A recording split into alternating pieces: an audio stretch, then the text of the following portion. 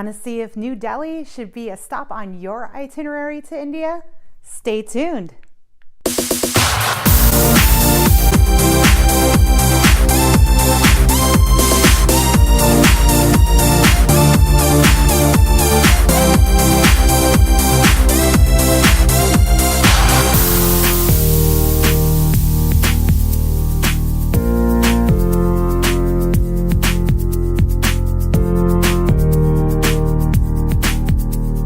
Welcome, Travel Nation, to the Traveling Cheesehead. I am Cheesehead Girl, and today we are going to go to New Delhi, India. If we're meeting for the first time, welcome to the Traveling Cheesehead. This channel is all about you, the independent traveler. So I share travel tips and tricks, do some product reviews on travel-related items, as well as this video where I share my journeys from around the world. So like I said, today is New Delhi, India, as well as a little Old Delhi. But I went there in 2007 as a part of a longer journey that included Jodhpur and Agra. I've shared those other videos with you previously, and today is all about Delhi. So like any capital city in any part of the world, you gotta wonder, is it worth it? Because there are certain areas, certain destinations that you for sure wanna go, and sometimes Delhi doesn't make it on the ticket. Though it will likely be an entry point for most foreigners when they're coming into the country, it doesn't necessarily mean that they're going to spend any time exploring it. Well, let me tell you, in my opinion, that's a mistake.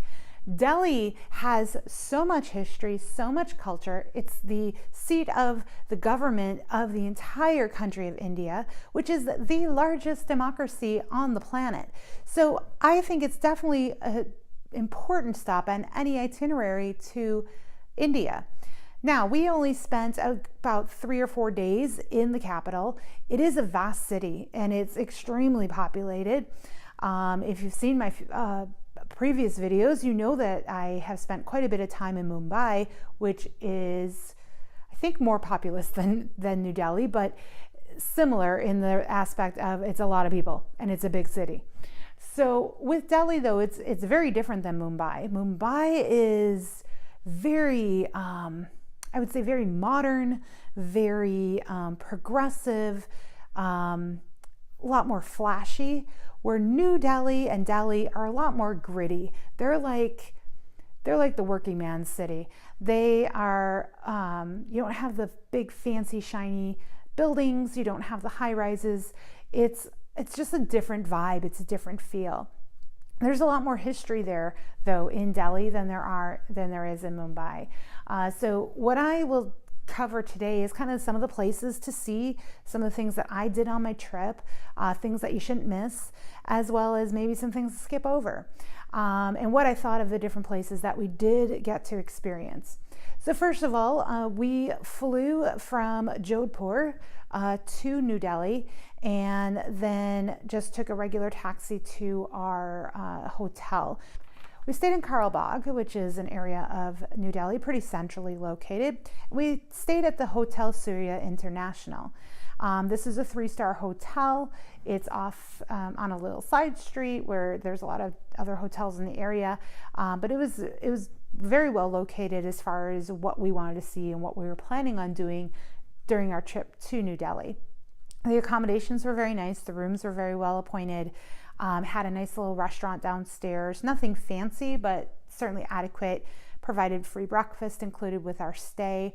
And we just really had an enjoyable visit there. So like any visit to a nation's capital like Delhi is you want to go check out the government center. So for us, we wanted to go by Parliament, the President's House. All of these areas they're really all in one area. They're right by India Gate, which is another place where they have their Tomb of the Unknown Soldier and an internal flame that is burning there. So it is an important stop because that whole area has a lot of history. Everything's gated off as you would imagine it would be, just like it is here in the US. You can't like walk up to the places, but from afar you get some great pictures of the buildings. again, because of the fact that India was under British rule for so long, there is a ton of colonial architecture throughout the city. So the buildings are very well maintained, and they're very cool to see, and the architecture is just very different than it is here at home. So one place we went to, and I'm not a big museum goer, but it was very interesting to go see this, was the Indira Gandhi Museum. This was her former residence and has been now turned into a museum. Because just a little history, if you didn't know, Indira Gandhi was the Prime Minister of India. I'm not going to even pretend to know what year, but 70s, I think. So she was pretty controversial as far as an Indian Prime Minister goes. And what was really remarkable about her was that she was assassinated by her own people, by her own security team, right in her home, right on the grounds of her home. So there's a whole museum dedicated to her legacy, and finally her death. So it was really interesting to kind of get a background of Indian history and what happened politically with her, and ultimately her demise, and what has happened since then. So it is a good stop. It was interesting, and even being from a foreign nation, I found it really cool to just kind of get a little bit more history about India and the trials and tribulations that it has gone through in its search for a perfect democracy. So while we're on the subject of memorials, another place to go is Rajghat. This is a park area, but then it is really the memorial for Gandhi. He brought India from British rule into the democracy that it is today, and really was responsible for forming the India of today. He also was one of the very first historic figures that instituted peaceful resistance and civil disobedience. So it's kind of a sad place to go, because there's an eternal flame in his memory of the work that he did to help the nation of India become its own nation and break the hundreds of years of British rule. So if you get a chance, definitely stop by Rajghat. It is in Old Delhi. Another place that is nearby that is Red Fort. Red Fort is a massive, massive fort in Old Delhi. It will take a good day, almost half day, to go through it. We actually did not go walk through it. It was a very, very busy there that day, and we had considered it, but we had several other sites we wanted to see and had to make it a quick decision whether or not we would go there. We opted not to, but did see it from afar, took some pictures, and then went on our way. So one of the other places we really wanted to go to Nehru Park. Nehru Park is also where Nehru, who was the first president of democratic India, it's his original president's house and gardens that are behind it. And it is, again, really great for understanding what India went through in its transition from British rule into the democracy that it is today. So one of the most important sites that we went to on our trip to Delhi was the Lotus Temple. This place is amazing. It's beautiful. Like any tourist destination, it is very crowded, but it is a pristine place. It's a temple, it's a Benai temple, which is part of the Benai faith, and it is shaped like a lotus. So I have some pictures, obviously, but the grounds even are just beautiful. They're immaculate. They're very well kept. And it was really a neat place to go. I've never seen architecture like that before. I didn't really even know anything about Benai as a faith. And so it was interesting to kind of learn a little bit about it, find out the background, and then visit that site as well. So another temple we went to, but we weren't able to take pictures inside. They didn't allow photos. The Akshardham Temple is amazing. It is this massive temple complex in Delhi. And like I said, you're not able to take photos inside. Like, we actually had to leave our handbags and cameras in the lockers up front in order to enter. But it is just breathtaking. the amount of handiwork in that temple and how everything is carved out of the marble, it is beautiful. And it's, like I said, it's like a whitish, whitewashed rock or marble, and then all of these statues and figures and the idols and everything are all carved out of the stone. And as you walk through it is huge, but it is definitely well worth the trip, even if you can't take photos inside, which really bummed me out because I love taking pictures and like hanging on to that for future reference. You have to go. It will take you a few hours to go through it. It is also very crowded like anything else, but it is definitely worth a trip. I will put links to all of these places that I'm mentioning in the comments below so you guys can go directly to the websites and see what I'm talking about. I'm putting photos up as much as I can to help you guys see what I'm talking about as well. So another place we went to is Marathi Arch Park. This place was not something that I ever knew about, and actually was recommended by our driver. And so it was really cool. What's really cool about this place is there were monkeys running around. And you have to be careful with them because they will come up and grab your camera. They didn't grab mine because I had heard you had to be careful. So I just kind of kept it really tight to me, but be aware of that. Another really cool place we went to is Jantar Mantar. This is a giant astrological park that was built, I don't even know how many years ago, but it's really cool. So you go through it and it tells you like the time, it tells you like astrology, and it's all of these scientific measurements of astrology that were built hundreds of years ago to measure different things like the seasons, the months, and things like that. And it's a really cool place to take some pictures because the structures there are so unique. I've never seen anything like it. It's really inexpensive to go in. I think it only costs us like 5 rupees to enter. It's an outdoor open park. We went through the whole entire thing, spent some time there, taking pictures, resting. I think we maybe even had lunch there because we had picked up something along the way. But it's definitely a not miss because it's something you won't find anywhere else that you go. So definitely make a stop at Jantar Mantar. So another really cool place that you must go is the Qutb Minar.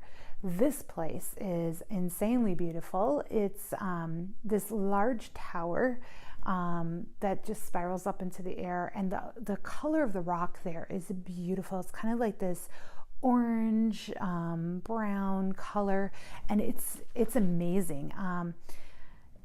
And then the grounds have a lot of stuff as well. So this is an area that you're definitely going to spend some time wandering around. There's a lot of shops or like souvenir shops on the way in as well as on the way out. So you have ample opportunity to do a little bit of shopping there as well. But the Qutb Minar is really just a cool structure, really beautiful place to take pictures. And to find out a little bit more about the history behind it as well. It was something that was a little, wasn't planned for us to go to, but I was really happily surprised by going to it. It was called the Garden of the Five Senses. When we pulled up to it, I literally was like, what are we doing at a park? Like we could go, there's so many things to see, right? Like why am I at a park? Well, this park is designed specifically to touch on all 5 senses. And as you're walking through the park, it has interactive kind of areas where it utilizes one of the 5 senses. So you'll have the whole area that is all about sight. You'll have an area that is all about sound. You'll have an area that is all about touch. You'll have an area that is all about smell. And then finally, you'll have an area that is about taste. So it was really a cool experience. Not what I expected. I really kind of was rolling my eyes and kind of like, why are we here? But after going through it, I kind of regret the fact that I was so naysaying it and really enjoyed it. And now would recommend that to anybody who is going to Delhi. It's a great place to kind of have a break from like going to, historic site to historic site to tour site to tour site. It's kind of a really nice break from all of that boom, boom, boom, boom to just kind of wander through this beautiful park, experience it for what it is, and really just enjoy it. Okay, so there's another temple that I'm going to really butcher the name of because It's long, so I'm going to read this to you. I'm going to do my best. It's called the Sri Adya Katyayani Skati Pith. Okay, I'm going to put it in the comments because I know I just messed that up. But anyway, I'm doing my best here. That was a really cool temple. Now, one final thing, because no trip to any city for me is complete without shopping. Hello. So, Connaught Place is the place for shopping in New Delhi. It's kind of this circle, almost like a roundabout area. And what's cool about it is you have all the shops that you see up top, but then there's like levels, like it goes down. So it's almost like a shopping mall that's kind of built into the ground. And there are a million places to shop there. We spent a good few hours and some pretty pennies on some great stuff there. They have everything from clothing to electronics to souvenirs to anything you can imagine. So it is, a local shopping mall, but it's also very much keen to tourists. And it's really a great place. It's really right in the center of the city. If you say to go to Connaught Place, they know exactly what you're talking about. And it's a shopper's paradise. What can I say? So definitely end your journey in New Delhi at Connaught Place. Get your shopping and your souvenirs before you head to your next destination. So thank you guys. New Delhi is definitely a place I hope you found that needs to be on your itinerary to India. It is not only the capital city, but it is steeped in rich culture and rich history of India. It gives you a better understanding of where India came from, what it went through, and where it is going today. So make sure you put Delhi on your next destination trip to India. I hope you guys have enjoyed my video. Please thumbs up and give me that like. Go ahead and subscribe so you know when I have new videos coming out. Don't forget to follow me on Instagram and Twitter as well as Facebook. Travel Nation, thank you for joining me today. I hope you join me in my future videos on the Traveling Cheesehead.